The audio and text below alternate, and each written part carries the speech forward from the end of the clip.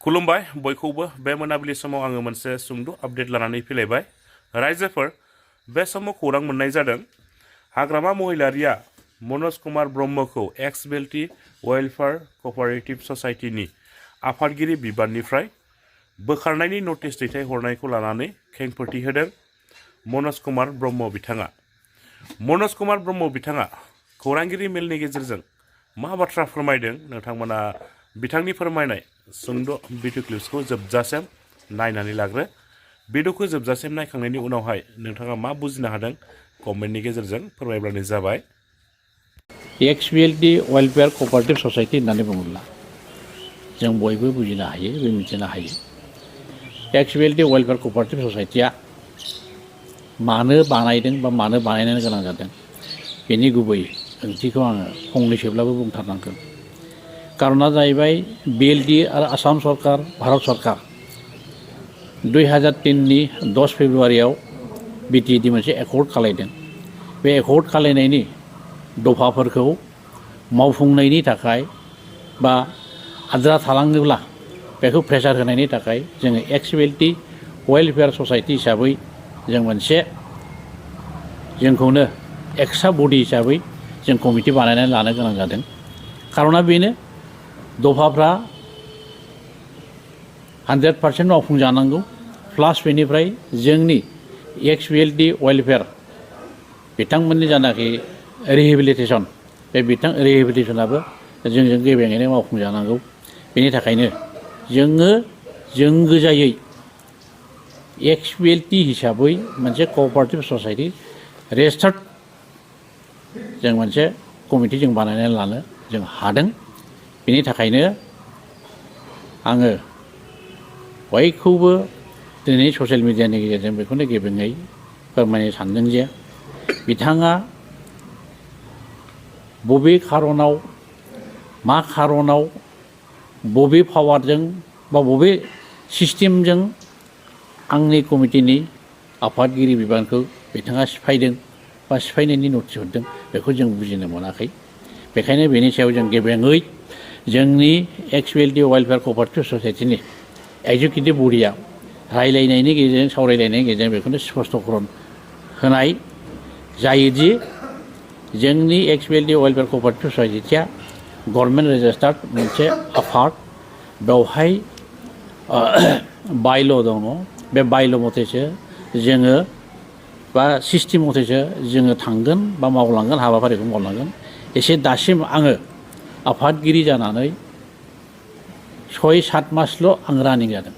बेवहाय जोंनि क'पारेटिभ ससाइटिनि जानाखि हाबाफारि लानाय दं बेखौ गेबेङै जों दाबो मावफुंजोबनो हायाखै आरो दाबो जोंनि वार्कफोरखौनो मोजां रोखोमै एवारनेस जों खालामजोबनो हायाखै।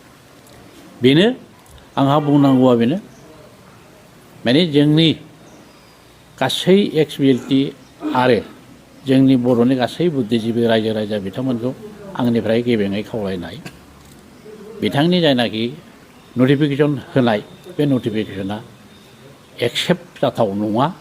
बियो बेआइनि आरो बिहा जोंनि एक्स बेल्टी वेलफेयार कमिटिजों बिपिएफ पलिटिकेल पार्टिजों जोंहा नांजाबथाबनाय मोनसे सोमोन्दो जोंहा गैया। जों इन्डिपेन्डेन्ट बडि आरो बिथाङाबो इन्डिपेन्डेन्ट बडि। बेखायनो बिथाङा जोंखौ सिफायनो हानाय अधिकार गैया।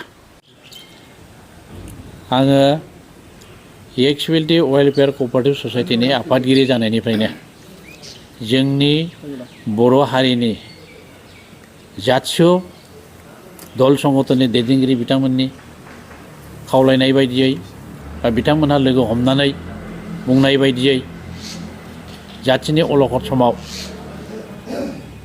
जोंनि एक्स बेल्टी सोद्रोमा बिथांमोनखौ जोंखौ जयैनो खावलायदों जे एक्स बेल्टीनि सायाव जोंनि बर' रायजो राजाफ्रा इन्टेलेक्सुवेलफ्रा जथेस्थ' फोथायनाय दङ।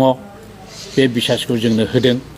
होनायजों लोगोसे जोंखौ आरोबाव खावलायदों दानि बर'नि जानाखि भबिसत जाथिनि जानाखि भबिसत बे जाथिनि भबिसतआ गोबांथार अलखदाव गोग्लैनानै दङ। बे अलखदखौ बोरैहायब्ला जोङो सुस्रांनानै जोंनि जातिखौ खौसेथि लाबोनो हायो बेनि थाखाय खावलायनायलाय आंबो सासे बर'नि राजनितिक सासे सोद्रोमा हिसाबै आंबो खामानि मावबोदोंमोन। नाथाय जोंनि बर' जाथिनि दैदेनगिरि बिथांमोननि खावलायनाय बायदियै आंबो निजा आंनि राजनितिक जानाखि मेम्बार बे मेम्बारशिपखौ आङो टटेलि टेक खालायनानै जाथिनि भबिसतनि थाखाय आं खामानि मावनो ओंखारबोदों। बेखायनो आङो दिनैनि गेजेरजों आं खावलायनो लुगैदों जे जोंनि बर'नि हारि माहारिनि दैदेनगिरि बिथांमोनखौ आंनिफ्राय गुरैयै खावलायनाय जों बोरैहायबा जाथि हिसाबै खौसेथि जालांनो हायो, खौसेथिनि गेजेरजों जोंनि बर' जाथिखौ बुहुमाव गेरेमसा जाथि हिसाबै गायसनलांनो हायो। बेनि थाखाय बयबो जोंखौ मोजां रोखोम सुबुरुन होनायनि गेजेरजों, मोजां रोखोम बोसोन होनायनि गेजेरजों जोंनि जानाखि खौसेथिनि जानाखि मिशन, बे मिशनखौ बोरैहायबा साक्सेस खालामनो हायो।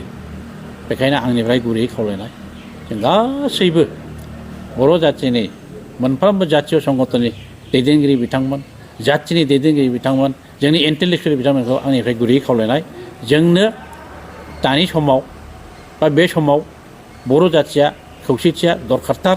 बे दरखारखायनो आंनिफ्राय गुरैयै खावलायनाय बा एक्सुवेलिटि जानानै आं गुरैयै खावलायनाय जोंनो खौसेथिखौ नांथारगौ। बे खौसेथिखौ जाफुंसार होनायाव जाहाथे नोंथांमोना बयबो मदद आरो हेफाजाब होयो, बेखौनो आंनिफ्राय गुरैयै खावलायनाय थाबाय। बे नटिसखौ हरनायनि सिगां नोंथांजों बेबायदि सावरायनायनि जेबो इनफरमेसनबो गैया आरो सावरायनांगौनिबो इनफरमेसन गैया। बे हथातखरि जानाय। दा बेबायदि दा जोंनि जानाखि एक्सुवेलिटि वेलफेयार क'अपारेटिभ ससाइटिनि एजुकेटिभ बडिनि सोद्रोमा बिथांमोनजोंबो रावजोंबो बिदि इनफरमेसन गैया आरो आंजोंबो बेक्तिगत हिसाबै इनफरमेसन बिदि गैया। खार'ना बेखौनो आं बुजिनो हादों, बिथाङा सासे बर'नि लिडार, BPFनि आफादगिरि जोङो सिनायो आरो बिथांखौ जों सनमान होयो। खिन्थु बिथाङा अबे जुक्तिजों, अबे खारनजों, अबे सिस्टेमजों BPFनि राइटिं पेडनिफ्राय मोनसे नटिफिकेसन ओंखारदों, बे जिनिसखौसो जोङो आसरित जों मोनदों। बेयो बिराद साननो गोनां बाथ्रा। बिथाङा हयथ' सिस्टेमखौ मोजाङै बुजिजोबथ'नो हायाखै। बेखायनो सिस्टेमनि थाखाय बा नियम नितिखौ बुजिनो थाखाय बिथाङा जुदि माबा मोनसे सावरायनांगौ दंबा जोंजों गुवारैनो सावरायलायनो हागोन आरो बे सिस्टेमखौ जोङो बुजिलायनो हागोन, आं आसा खालायो। बे आयदानि सायाव माबायदि बिथांखि लादोंमोन, जिहेतु नोंथांखौ डिसचार्ज खालामनायनि खोथा नटिफिकेसन नोंथांमोननि गेजेराव मा थांखि? जोंनि एक्सुवेलिटि वेलफेयार क'अपारेटिभ ससाइटिनिफ्राय बे एजेन्डानि सायाव मोनबो गुरुत्व जों लायाखै आरो जोंनि सासेबो एजुकेटिभ बडिनि मानसिफ्रानो लायाखै। माने बियो गुरुत्वहीन, माने बियो जोंनि एक्सुवेलिटि वेलफेयार क'अपारेटिभ ससाइटिनि जानाखि सिस्टेम नियम बेजों मोनसेबो गोरोबनाय नङा। बेखायनो जों बेखौ गोरलैयैनो लादों आरो बियो जोंजों मालाबाबो माने एक्सेप्टेबोल लुगैदों। आङो एक्सुवेलिटि वेलफेयार ससाइटिनि आफादगिरि जाजेननायनिफ्रायनो गासै जोंनि बर'नि जातीय दल संगठनफोरजों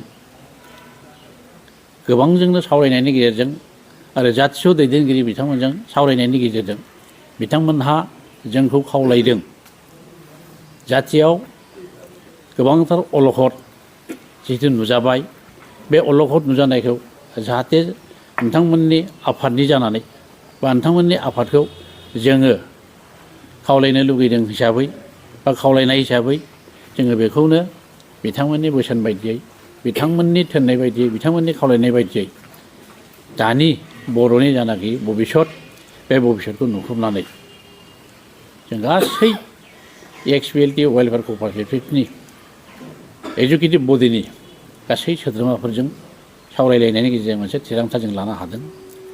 जाथिनि भबिसतनि थाखाय जाथिया बोरैहाय खौसेथि जालांनो हायो, जाथिया भबिसतआवहाय बोरैहाय गेरेमसा जाथि हिसाबै पृथिबिराव बा बुहुमाव गायसनलांनो हायो, बेखौ नोजोर बोनानै जोङो दा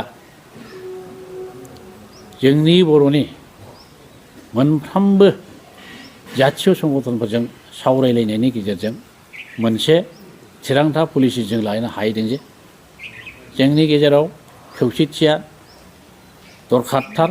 बे दरखारखौनो बोरैहायबा मोगथाङाव महर होनो हायो, बेखौनो जोङो गासैनिसिमबो दल संगठननि बुद्धिजिबिफोरनि गासै दैदेनगिरिफोरनिसिम जोंनि एक्सुवेलिटिनि जानानै आं गुरैयै खावलायनाय थाबाय।